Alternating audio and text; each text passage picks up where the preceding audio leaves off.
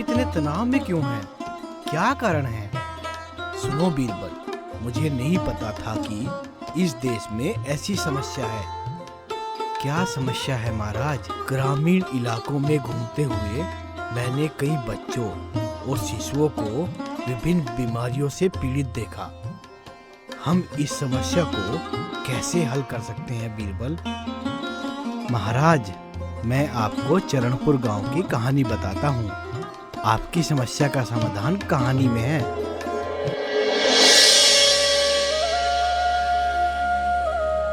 नमस्कार। सुनो सुनो, सभी ग्रामीणों को सूचित किया जाता है, ICDS कर्मचारी बाल पोषण जागरूकता शिविर आयोजन करेंगे। यहाँ हम कुपोषित बच्चों की पहचान करेंगे और माताओं और उनके बच्चों के स्वास्थ्य विकास के लिए महत्वपूर्ण पोषण संबंधी जानकारी प्रदान करेंगे।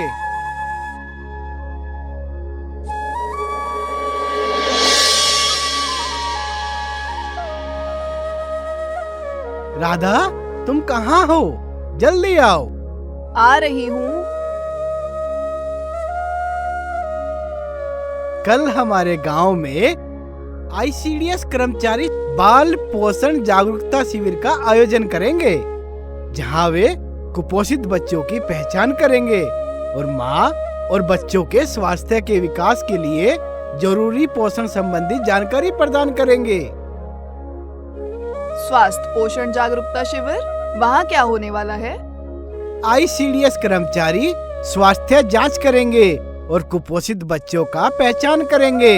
इन दिनों हमारे बेटे राजू की तबीयत भी ठीक नहीं चल रही है। चलो वहाँ चलते हैं। मैं आपकी बात से पूरी तरह सहमत हूँ। कल हम राजू को साथ लेकर चलेंगे। अगले दिन हरी और राधा अपने बेटे राजू को जागरूकता शिविर में ले जाते हैं।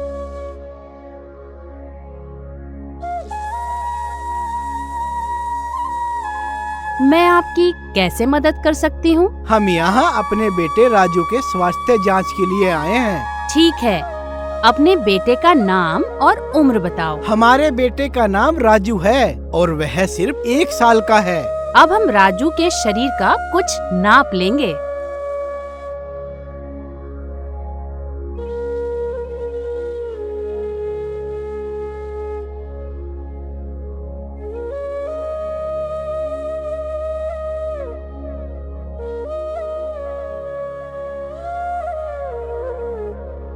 हरी और राधा, आपके बच्चे की रिपोर्ट का विश्लेषण करने के बाद मुझे ये कहते हुए खेद हो रहा है कि आपका बेटा राजू गंभीर रूप से कुपोषित है। दीदी, इसका क्या मतलब है?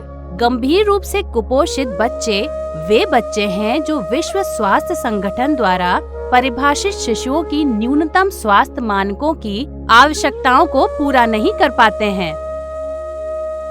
इस शिविर का उद्देश्य गंभीर रूप से कुपोषित शिशुओं की पहचान करना और उनके माता पिता को ये बताना कि उनकी देखभाल कैसे करें और इससे कैसे निपटें। सबसे पहले बच्चों की ऊंचाई और वजन नोट किया जाता है।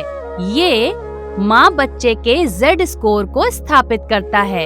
यदि बच्चे की माप -3Z स्कोर है तो बच्चा अति गंभीर श्रेणी में है। यदि बच्चे के हाथ और कंधे का माप 115 मिलीमीटर या 11.5 सेंटीमीटर से कम है तो वह कुपोषण का शिकार होता है।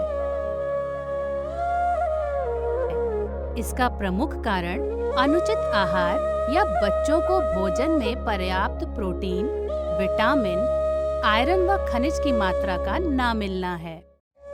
हे प्रभु, हमारे बच्चे पर क्या विपत्ति आ पड़ी है? कृपया हमें बताएं कि अब करना क्या है।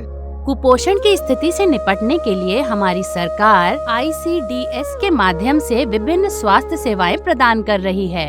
इस कार्यक्रम के तहत कल चरणपुर के सामुदायिक स्वास्थ्य केंद्र में NRC की स्थापना होने जा रही है। ये NRC क्या होता है? यहाँ गंभीर रूप से कुपोषित बच्चों को 14 दिन तक निगरानी में रखा जाता है। डॉक्टर की देखरेख में बच्चे का आहार, मानसिक और शारीरिक विकास की जरूरतों का ध्यान रखा जाएगा, जिससे बच्चे को विकास के लिए आवश्यक पोषण मिल सके। उचित निदान द्वारा डॉक्टर बच्चे के शारीरिक विकास करेंगे।